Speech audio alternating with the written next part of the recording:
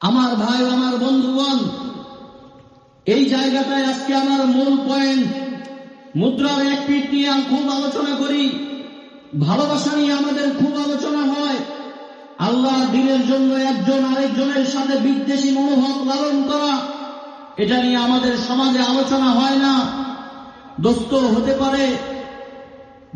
হতে পারে আমি কাউকে ভালোবাসি, আমি কাউকে মহব্বত করি, কিন্তু যদি ওই ভালোবাসতে গিয়ে ওই লোকটার থেকে এমন কথা প্রকাশিত হয় যেই কথাটা আল্লাহ বিদ্বেষী কথা, রাসূল বিদ্বেষী কথা, যেই কথার সাথে কোরআনের সাংঘর্ষিকতা আছে, এমন কথা শোনার পরে দুনিয়ার কোনো মানুষ সেটাকে নীরবে সহ্য করতে পারে না, সেটাকে কোনোদিন নীরবে বরদাস্ত করতে পারে না।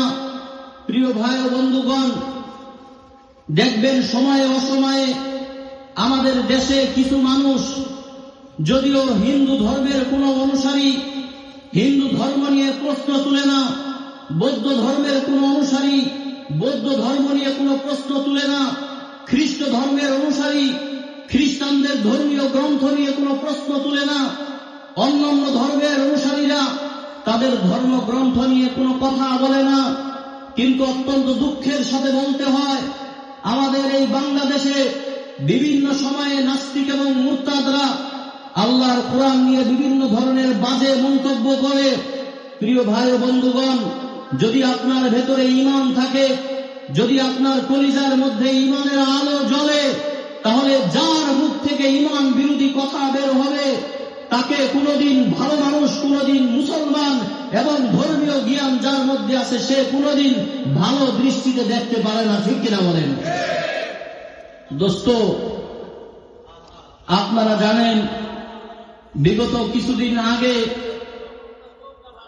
একজন বাউল সরকার, এই আবুল সরকার নামে এক ব্যক্তি আল্লাহর কোরআন নিয়ে এমন মন্তব্য করেছে যেটা কোনোদিন কোনো ভালো মানুষ এই শব্দ মুখ থেকে বের করতে পারে না।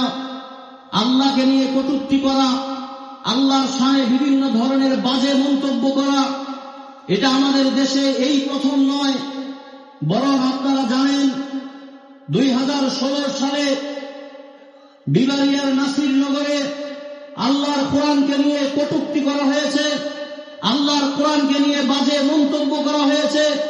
2021 সালে সুনামগঞ্জের সাল্লায় আল্লাহর কোরআনকে অপমানিত করা হয়েছে, অপদস্থ করা হয়েছে। 2021 সালে কুমিল্লার নানুয়াদিঘির এক প্রান্তে পূজা মণ্ডপে কোরআনকে পূজা মণ্ডপে মূর্তির পায়ে রেখে কোরআনকে অবমাননা করা হয়েছে। বিগত 21শে ফেব্রুয়ারি রাকাল রাহা নামক এক নাস্তিকার মুরতাদ আল্লাহর শানে এমন বাজে এবং কুরুচিপূর্ণ মন্তব্য করেছে যেটা কোনোদিন কোনো মুসলমান বরদাস্ত করতে পারে না। এরপরে খবর নিয়ে দেখেন, বিগত 4 অক্টোবর, বিগত 5 অক্টোবর আপনার নর্থ সাউথ ইউনিভার্সিটির এক ছাত্র, এর নাম হলো অপূর্ব পাল, সে আল্লাহর কোরআনকে তার পায়ের নিচে পদধরিত করে, পদপিষ্ট করে আমাদের কলিজার মধ্যে আগুন ধরিয়ে দিয়েছে। সর্বশেষ 4 নভেম্বর মানিকগঞ্জের ঘিওর উপজেলায় এই বাউল আবুল সরকার আল্লাহর শানে এমন জঘন্য মন্তব্য করেছে, দুনিয়ার কোনো ভালো মানুষ তো দূরের কথা, মুসলমান তো দূরের কথা, কোন ভদ্রঘরের সন্তান সেই শব্দ মুখে উচ্চারণ করতে পারে না। ঠিক কিনা বলেন? আমার ভাইরা, এটা শুধুমাত্র ক্ষণিকের কোনো উত্তেজনার কথা নয়, এটা কোনোদিন কোনো আস্ফালন হিসেবে দেখবার কোনো সুযোগ নাই। আমি বিশ্বাস করি, আমি স্বীকার করি, রাষ্ট্র যদি এই আবুল সরকারকে কোনোভাবে মুক্তি দেওয়ার কোনো চেষ্টা করে, এটা তো কোনোভাবেই কোনো মুসলমান মেনে নিতে পারে না। বরং আজকে এই ভোলাবাসীর উপস্থিতিতে বর্তমান প্রধান সরকার, বর্তমান প্রধান উপদেষ্টা ডক্টর ইউনূস সাহেবের কাছে এই দাবি জানাতে চাই, আল্লাহর শানে এমন ধৃষ্টতাপূর্ণ শব্দ ব্যবহারকারী বাউল সরকারকে শুধুমাত্র গ্রেফতার করলেই চলবে না, বরং সর্বোচ্চ ট্রাইব্যুনালে তার ফাঁসি কার্যকর করতে হবে। ঠিক কিনা বলেন? আমার ভাইয়েরা, এদেশের যুব সমাজ মহান আল্লাহকে ভালোবাসে। এদেশের বর্তমান যুব সমাজ বড় দুঃসাহসী। এদেশের বর্তমান ইয়াং জেনারেশন এরা ধর্মীয় চিন্তাধারাকে লালন করে। বর্তমান সরকারের প্রধান উপদেষ্টা ডক্টর ইউনূস সাহেবের চোখে চোখ রেখে বলতে চাই, এই মুসলমানদের ধর্মীয় আবেগ এবং উত্তেজনাকে যদি না বুঝেন, মুসলমানদের এই ধর্মীয় সেন্টিমেন্টকে যদি শ্রদ্ধা জানাতে না পারেন, আর ধর্মীয় অনুভূতিতে আঘাত করাকে যদি বন্ধ করতে না পারেন, পর্যায়ক্রমে দেশ এতটাই উত্তপ্ত হবে, উত্তাল হবে, উত্তেজিত হবে, 56,000 বর্গ মাইল এমন বেপরোয়া পরিস্থিতি বিরাজমান হবে, আপনি কেন সারা বাংলাদেশের কেউ সেটাকে সামাল দিতে পারবে না, ঠিক কিনা বলেন?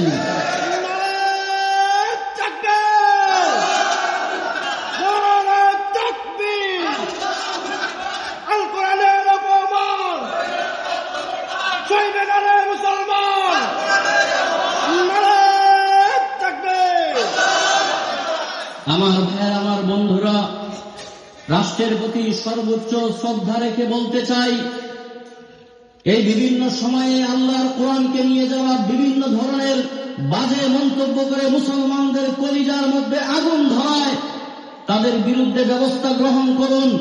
এই আউল ফাউল বাউল যারা বাংলাদেশের বিভিন্ন প্রান্তে প্রান্তে ঘুরে ঘুরে মুসলমানদের ঈমানকে নাপাক করবার চেষ্টা করে, আমার ভাইয়েরা, যদি তাদের রাজ সরকার টেনে ধরতে ব্যর্থ হয়, একটা পর্যায়ে এদেশ এমন উত্তপ্ত পরিস্থিতি বিরাজমান হবে, আউল ফাউল বাউলের 14 গোষ্ঠী এদেশে থাকতে পারবে না, ঠিক কিনা বলেন? দোস্ত, শুধুমাত্র দুই একটা কথা শোনাই। এত গরম কথা কেন বলছি? দুই একটা কথা শুনলে আপনারাও গরম হবেন। জানেন না বলে গরম হচ্ছেন না। 1 নম্বর, এই বাউলদের একটা আকীদা হলো সর্বেশ্বরবাদী আকীদা। আমরা সবাই বিশ্বাস করি একজন আল্লাহ আছে, একজন সৃষ্টিকর্তা আছে। বাউলদের আকীদা হলো সৃষ্টিকর্তা বলতে কিছু নাই, বরং মানুষের ভেতরে যেই পরমাত্মা আছে ওটাই নাকি সৃষ্টিকর্তা। বলেন নাউজুবিল্লাহ। 2 নম্বর, এই বাউলদের একটা আকীদা হলো হুলুলের আকীদা তথা মিশে যাওয়ার আকীদা। ওরা শ্লোক বানিয়েছে, এই শ্লোকের মধ্যে তারা বলে, মুহাম্মদের নামটি নিয়ে কে এলো রে দুনিয়ায়, আসল কথা বলতে গেলে পর্বে রশি গলায়। এই শ্লোক বলে তারা যেই কথাটা বলতে চায়, আল্লাহর একটা নাম হলো আহাদ, আর মুহাম্মদ সাল্লাল্লাহু আলাইহি ওয়াসাল্লামের এক নাম হলো আহমদ। এই আহাদ এবং আহমদের মধ্যে একটা মিমের ব্যবধান। বাউলরা বলে, এই মিমের আকৃতি ধারণ করে, মিমের ছায়া হয়ে আল্লাহ তাআলা পৃথিবীতে নাজিল করে মুহাম্মদ হয়ে গেছে।